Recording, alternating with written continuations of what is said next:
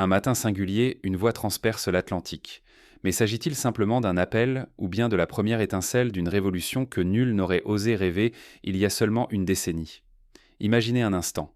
Des dizaines de millions de téléphones se mettent à vibrer en silence, de Chicago à Kingston, des ruelles de Paris aux plages dorées de Bahia.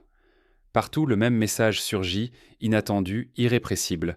Ibrahim Traoré, le capitaine du Burkina Faso, s'adresse au monde. Ce n'est pas le discours feutré d'un homme politique traditionnel, ni un simple exercice de style. C'est une déclaration brute, sans phare, venue du cœur embrasé du Sahel. Dans sa voix ne perce aucune promesse creuse, pas de drapeau brandi par réflexe. Il parle en fils d'Afrique, debout dans son uniforme sobre, les pieds ancrés dans la terre rouge, la tête habitée par la mémoire et la fierté. Son message ne s'adresse pas seulement à Ouagadougou, ni même aux frontières du Faso, mais à l'ensemble de la diaspora noire universelle, toutes celles et ceux arrachés à la mère Afrique il y a des siècles, dispersés par la force, jamais oubliés. Sa parole traverse l'écran, efface les kilomètres, abolit le temps. Il ose ce que tant d'autres taisent. Le moment est venu de revenir, de reconstruire, de réécrire ensemble notre histoire. Il ne s'agit plus de rester de simples témoins ou victimes d'un récit imposé, mais d'en devenir enfin les auteurs. Dans les foyers, les salons de coiffure, les temples, la voix de Traoré touche une corde vive. Les larmes coulent, les cœurs se souviennent. Les puissants vacillent, ils entendent le grondement d'un peuple qui refuse désormais la nostalgie ou l'oubli, le choix forcé entre la fuite et la résignation. Voici l'alternative, immense, inédite, rester prisonnier d'une histoire dictée par d'autres ou inventer un avenir solidaire, audacieux, africain. L'opportunité est unique. Transformer l'Afrique, bouleverser la vie de millions d'enfants dispersés, reprendre dignité, ressources, narration. Cette fois, peut-être, l'histoire ne s'écrira plus sans nous. Mais quelle est la véritable portée de ces mots? Pourquoi cette voix a-t-elle ébranlé les puissants et fait pleurer les invisibles? Pour comprendre, il faut revenir à l'origine de cet appel et à ses conséquences immédiates. Ce matin-là, le monde vient de basculer. On vous a répété que l'Afrique vous avait oublié, que la terre-mère vous avait effacé de sa mémoire. Mais la vérité, c'est tout autre. L'Afrique n'a jamais cessé de penser à ses enfants arrachés, même dans le silence, même dans la douleur. Revenons à l'histoire. Il y a plus de 4 siècles, la traite négrière a éventré le continent. Des millions de femmes, d'hommes, d'enfants ont été capturés, déportés, dispersés jusqu'aux confins du monde. Puis la colonisation a suivi, broyant les cultures, asservissant les corps et les esprits. Ces épreuves n'étaient jamais des choix, mais des blessures infligées par la violence et la cupidité venues d'ailleurs. On a voulu faire croire dans les livres, dans les discours officiels, que l'Afrique avait vendu ses propres enfants, que tout cela était fatalité ou complicité. C'est un mensonge forgé par l'Occident, une histoire écrite pour diviser, pour semer la honte d'un côté, la colère de l'autre. La vérité, c'est qu'en chaque coin du continent, des royaumes, des familles, des peuples entiers ont résisté. Ils se sont dressés contre l'envahisseur, ont caché leurs proches, refusé de plier l'échine, parfois au prix du sang. Prenons l'exemple du royaume du Dahomey, aujourd'hui le Bénin, qui, malgré certaines complicités, a également combattu férocement les trafiquants d'esclaves et tenté de préserver ses populations. Au royaume du Congo, la reine Nzinga s'est opposée par la ruse et l'épée, mettant en déroute les armées portugaises, refusant jusqu'au bout de livrer son peuple. La mémoire des bateaux négriers, des marchés d'esclaves, des villages incendiés hante encore nos familles. On se souvient des îles de Gorée, de Buns Island ou de Ouida, porte fatale de la déchirure. Mais le lien, lui, n'a jamais été rompu. Même séparés par l'océan, même réduits au silence, ceux qui sont restés n'ont jamais cessé de pleurer, de penser, de prier pour ceux qui sont partis. Le tambour frappe le même rythme des deux côtés de l'Atlantique. Les chants, les danses, les prénoms murmurés dans la nuit maintiennent vivante l'âme commune. Ce silence, cette douleur, cette honte, ce ne sont pas les nôtres. Ce sont les cicatrices laissées par ceux qui ont volé et falsifié notre histoire. L'Afrique n'a pas oublié. L'Afrique n'a pas trahi. L'Afrique a survécu, la tête haute, attendant le moment de retrouver ses enfants perdus. Pourtant, ce moment nous échappe encore. Si nous laissons le mensonge triompher, si nous acceptons la fracture, alors nous perdons bien plus qu'un passé. Nous risquons de perdre à jamais nos racines, notre dignité, notre avenir. Pourtant, si nous osons regarder la vérité en face, si nous renouons le fil, alors peut-être une blessure enfouie pourra enfin commencer à guérir. Ici, il ne s'agit pas seulement de se souvenir. Ibrahim Traoré ne propose pas un simple retour vers hier. Il appelle à une rupture radicale, à l'ouverture d'une nouvelle page pour l'Afrique et sa diaspora. Son appel n'est pas une nostalgie, mais une invitation à l'action. Tout commence par reconnaître l'ampleur de la fracture que l'histoire a creusée. Et si rentrer chez soi n'était plus un exil, mais un acte de conquête? Imaginez. Revenir non pour fuir, mais pour renaître. Ce n'est plus une utopie. Le Burkina Faso et ses partenaires sahéliens proposent une offre inédite et historique à la diaspora africaine. Pour la première fois, une citoyenneté spéciale est ouverte à toutes les descendantes et tous les descendants d'esclaves africains, où qu'ils vivent sur la planète. Il n'est pas question de tourner le dos à son identité, mais de récupérer ce que l'histoire a pris de force. Un pays prêt à accueillir, un passeport, une terre à bâtir, des droits et des devoirs. Voilà ce qui est promis. Ce n'est pas une simple déclaration symbolique. C'est un appel formel. Revenez, investissez, construisez et ensemble redessinons le futur, au-delà des barrières héritées du passé. Terre, logement, opportunités, voix dans les décisions collectives. Tout cela ne sera plus réservé aux seuls natifs. Face au néocolonialisme, la riposte n'est plus la plainte ou la colère. Il s'agit d'agir, reconquérir l'Afrique, ses terres de spoliés, ses ressources pillées, l'éducation de ses enfants, sa dignité égarée. C'est une révolution discrète et éclatante à la fois. Ce projet inquiète l'Occident. Non parce qu'il brandit la menace, mais parce qu'il propose l'impensable, l'unité retrouvée de celles et ceux qu'on croyait à jamais dispersés. L'image d'une Afrique en paix avec sa diaspora, solidaire, bouleverse l'ordre établi. Ce qui effraie, ce n'est pas la fureur, c'est la fraternité retrouvée. Il ne s'agit plus de quémander l'aide, ni d'attendre un sauveur. L'appel est limpide. Venez, impliquez-vous, prenez votre part et vos responsabilités. La vraie solidarité ne s'improvise pas. Elle se forge dans l'effort, le risque, l'engagement. Oser rentrer, c'est tout miser. Rester à l'écart, c'est peut-être laisser filer la dernière chance de forger un destin commun. Le choix est là, urgent, vaut-il mieux risquer de perdre ou risquer de passer à côté du possible? La porte s'ouvre, mais elle ne restera pas ouverte indéfiniment. Pourtant, chaque retour est un pari. Derrière la promesse, des épreuves et des défis attendent celles et ceux qui franchiront le seuil. Il ne s'agit pas d'un conte de fées, où tout serait facile, dès l'atterrissage. Un appel retentit, aussi puissant qu'inattendu. Des avions pleins à craquer, des familles entières, des anciens comme des jeunes, tous portés par un seul mot, maison. Jamais le ciel africain n'a vu autant de retours en si peu de semaines. Dans les aéroports, les gares, sur les routes rouges de poussière, se croisent des visages venus des 4 horizons du monde noir. Ils parlent 1000 accents, portent des histoires tressées sur plusieurs continents, mais partagent un même espoir brûlant. Certains arrivent avec des diplômes prestigieux, d'autres n'ont que leurs mains et leur courage. Scientifiques de Londres, artistes de Rio, entrepreneurs de Dakar, familles d'Atlanta ou de Kingston, tous répondent à l'appel. Les premiers jours sont une vague de joie et de larmes. On se serre, on se parle dans des langues oubliées, on pleure l'exil et on célèbre enfin le retour. Les villes changent. À Ouagadougou, une école bilingue ouvre ses portes. Dans le bassin du Niger, une coopérative agricole germe. Une application mobile, Sankara Connect, relie ingénieurs nigérians et codeuses antillaises. Les marchés vibrent, les rires éclatent, les mélodies urbaines fusionnent avec les chants anciens. On partage recettes, souvenirs, rêves. Une Afrique nouvelle surgit, imprévisible, multicolore, enracinée et ouverte. Mais les tensions ne tardent pas. Les élites locales, souvent méfiantes, se sentent menacées. Certains chefs militaires murmurent à huis clos. Des clivages anciens, langues, religions, régions ressurgissent. Les réseaux sociaux occidentaux amplifient la peur. Rumeurs de spoliation, intox sur des envahisseurs venus voler la terre, vidéos truquées montrant des violences fictives. La vieille propagande coloniale ressurgit, plus insidieuse que jamais. Une nuit, tout bascule. Tentative de coup d'État, des barrages, des tirs dans la capitale. L'inquiétude s'installe, la peur s'étend. Mais la diaspora ne dort pas. Ingénieurs informatiques déjouent la désinformation, leaders communautaires organisent beaucoup des veillées citoyennes, des femmes s'interposent entre soldats et civils. L'unité, tissée dans la douleur, résiste à la division.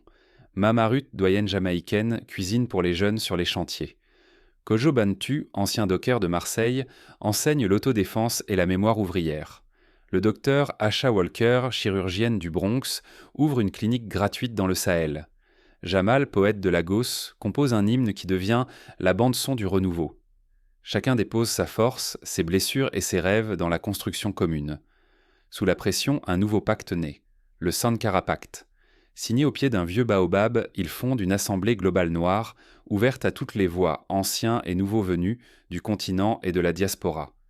Ici, on débat, on propose, on imagine une justice réparatrice, une économie solidaire, une école décolonisée. L'espoir reprend racine, même si la peur rôde encore. La survie du projet est menacée. Si la division gagne, tout peut s'effondrer. Mais si la solidarité s'enracine, le monde verra naître un nouveau modèle de société noire. Les premiers pas sont fragiles, exposés au danger, mais porteurs d'une promesse immense. Mais alors que la nouvelle assemblée se réunit pour la première fois, une question cruciale plane. Comment dépasser les vieilles reblessures sans perdre l'élan du rêve collectif ? On peut essayer de bâillonner le messager, salir sa réputation, brouiller son visage. Mais nul ne peut éteindre l'élan d'un peuple qui choisit de se relever, ensemble, face à toutes les tempêtes. Dès que la vérité éclate, la répression s'abat.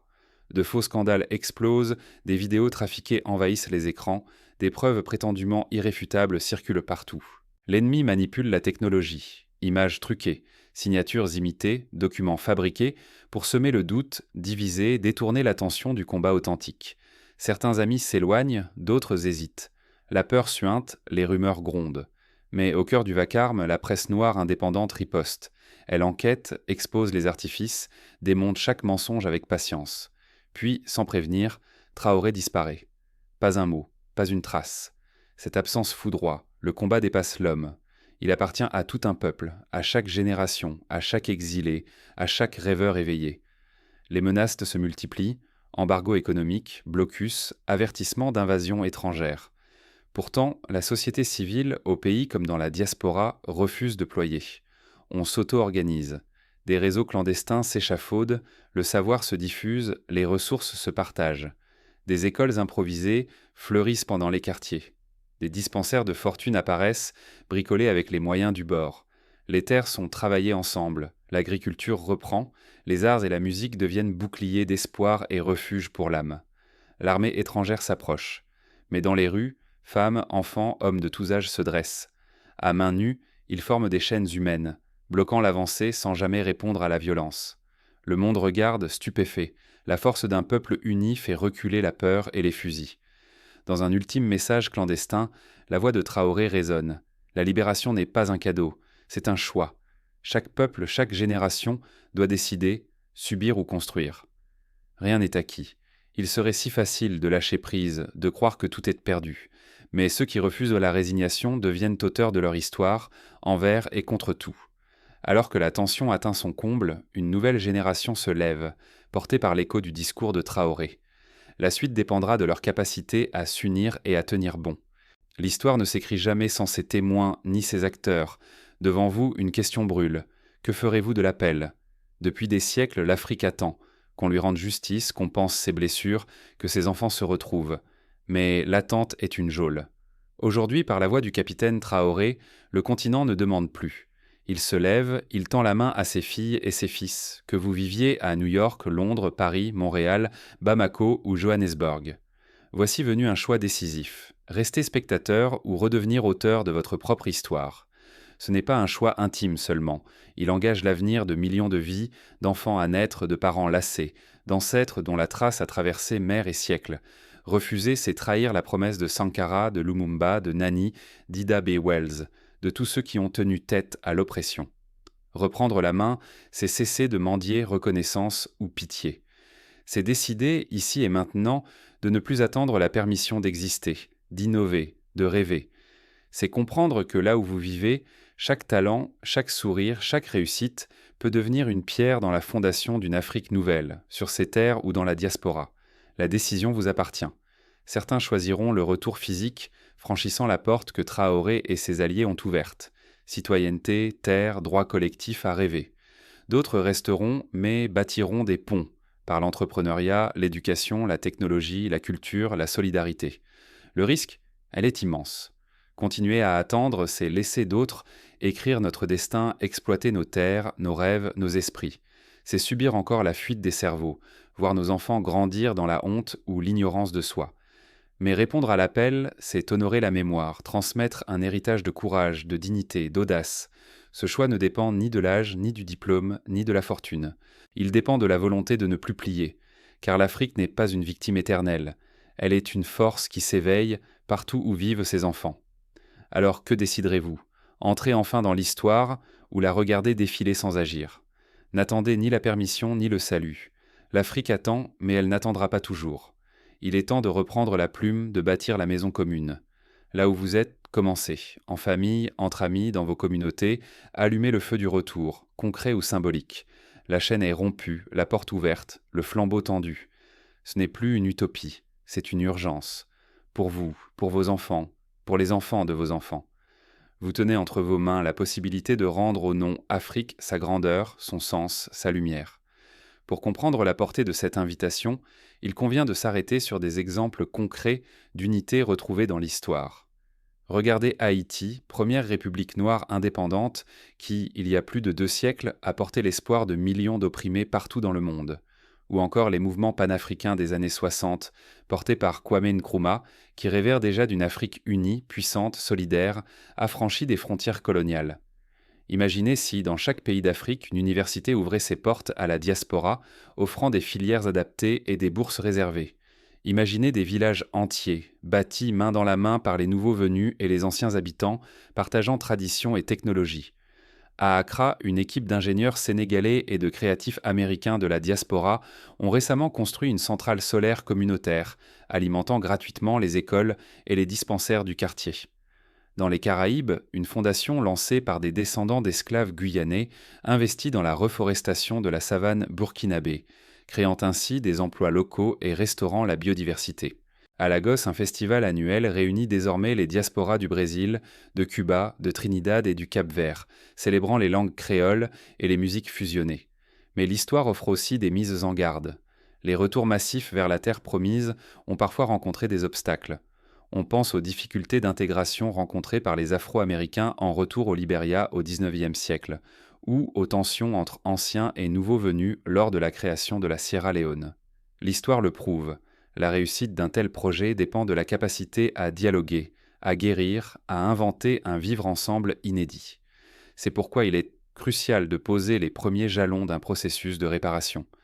Pour dépasser la méfiance, il faut des gestes forts. Reconnaissance officielle des crimes de la traite et de la colonisation, commémoration commune, programme de vérité et réconciliation, création de fonds pour soutenir les projets portés par les enfants de la diaspora. Sur le plan pratique, chaque citoyen peut s'impliquer. Si vous êtes enseignant, proposez l'enseignement de l'histoire africaine dans votre école. Si vous êtes entrepreneur, nouez des partenariats avec des start-up africaines. Si vous êtes artiste, faites circuler les œuvres qui racontent l'exil, le retour, la renaissance. Si vous êtes simplement parent, transmettez à vos enfants la fierté de leur héritage. À l'échelle collective, les États africains peuvent mettre en place des guichets d'accueil pour la diaspora, simplifier l'obtention de documents, garantir l'accès à la terre, offrir des formations linguistiques et culturelles et favoriser la double citoyenneté. Les associations de la diaspora, quant à elles, peuvent organiser des parrainages, des échanges de compétences et des réseaux de mentorat. Enfin, il importe de protéger la mémoire. Construire des musées, des centres d'archives, des festivals de mémoire où l'on raconte l'histoire de tous les enfants d'Afrique, qu'ils soient à rester ou partis. Rendre hommage à celles et ceux qui, partout sur la planète, n'ont jamais cessé de résister, de créer et d'aimer leur Afrique lointaine. La lutte contre les manipulations et la désinformation demande aussi de la vigilance. Formez des groupes de veille, vérifiez les sources avant de partager, soutenez les médias indépendants et les voix qui défendent la vérité. La solidarité ne se limite pas aux mots, elle s'incarne dans les actes quotidiens, dans le refus de la haine, dans le choix de la confiance. Alors, face à l'appel du capitaine Traoré, la question reste posée, mais elle s'éclaire. Comment répondre, chacun à sa mesure, à cette invitation à bâtir, à soigner, à transmettre? Il n'y a pas de réponse toute faite, mais il y a des pas à faire. Un pas aujourd'hui, un autre demain. Un mot, un geste, une main tendue, une histoire racontée. Ce sont ces gestes simples qui, cumulés, changent le cours de l'histoire. L'Afrique s'éveille. Sa diaspora aussi. Chacun, où qu'il soit, tient un morceau du puzzle. L'heure n'est plus à l'attente, mais à l'action. La maison commune ne se bâtira pas en un jour, mais elle ne se bâtira pas sans vous. Le flambeau est tendu.